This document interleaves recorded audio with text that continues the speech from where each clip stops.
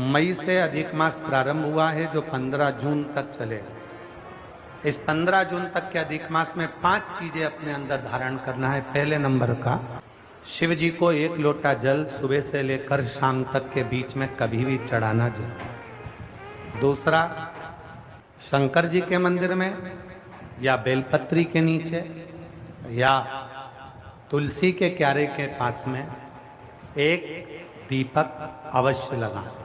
चाहे सुबह लगाएं चाहे शाम को लगाएं, तुम्हारी मर्जी पड़े तब। दीपदान जरूर करो, जल जरूर चढ़ाओ।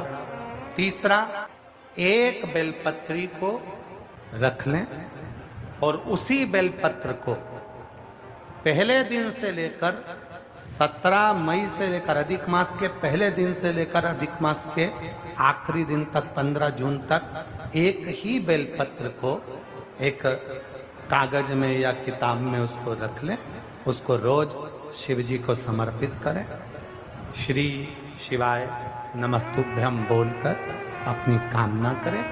वापिस उठाकर उसको अपने किताब में रख लें। फिर कल वापिस समर्पित करें, फिर वापिस रख लें, फिर वापिस समर्पित करें।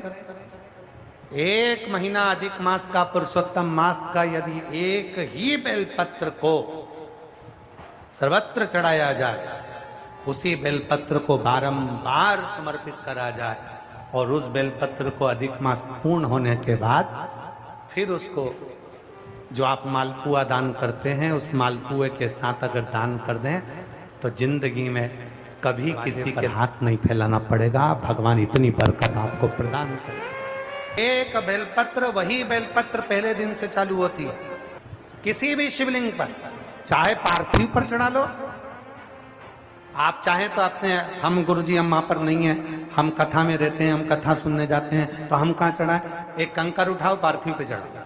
पेड़ के नीचे पार्थिव बनाया, उसी पे चढ़ा के रख ली। फिर उसी को बेलपत्र को, उसी बेलपत्र को बारंबार पूरे अधिक मास के महीने में 1 महीने तक उसी बेलपत्र को चढ़ाना है, उसी को रखना है। फिर आखिरी दिन जो अधिक मास पूर्ण होगा उस दिन उस बेलपत्र को मालपुए पे रखकर शिव जी को चढ़ाकर लेके आना पहले, फिर मालपुए पे रखना और उसको रखकर फिर भगवान उस मालपुए को तुम दान। मालपुआ दान नहीं कर सकते तो तुम बतासे दान कर दो, पर मीठे के साथ उस बेलपत्र को दान किया जाए। बतासा है, मिठाई है, कोई 33 कोई भी सामग्री 33 जो मीठी हो वो रखकर आप दे सकते। कभी किसी के दरवाजे पर कितनी भी मुसीबत आ जाए, कितना भी दुख आ जाए, कितनी भी तकलीफ आ जाए, कितना भी कष्ट आ जाए, कितना भी कष्ट आ जाए, आपको किसी के आगे हाथ नहीं फैलाना पड़ेंगे। लक्ष्मी की व्यवस्था स्वयं मेरा कुबेरेश्वर महादेव, मेरा महाकाल राजा, मेरा विश्वनाथ स्वयं एक बेल वही चलती। 5 चीजें करना है आपको। पहले नंबर पर जल, दूसरे नंबर पर दीप, तीसरे नंबर पर बेलपत्र, चौथे नंबर पर भगवान शंकर के मंदिर में नंदी के दोनों सींगों के बीच में से शिव के शिवलिंग का दर्शन। नंदी के जो सींग है उन सींग के मध्य में से भगवान शंकर का दर्शन। क्यों? किस लिए?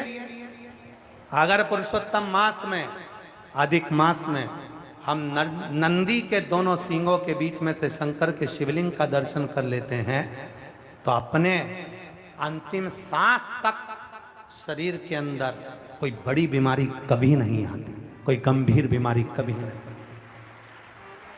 क्योंकि ज्येष्ठा का अधिक आया है।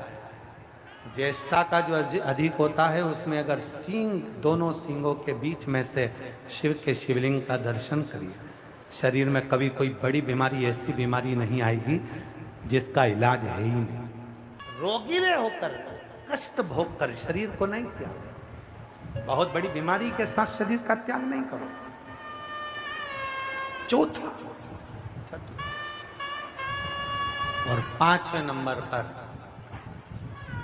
भगवान शिव के मंदिर में, भगवान शंकर के मंदिर में या शिव कथा में या जहाँ हो वहाँ प्रदोष काल में, प्रदोष का समय, सूर्य डूबने का समय जब हो, उस समय पर 5 बार 7 बार या तो पंचाक्षर मंत्र नमः शिवाय, या षडाक्षर मंत्र ओम नमः शिवाय, या श्री शिवाय नमस्तुभ्यं का जप करें।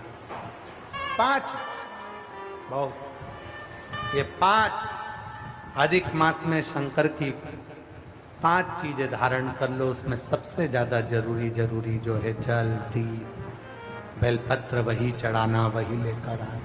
कभी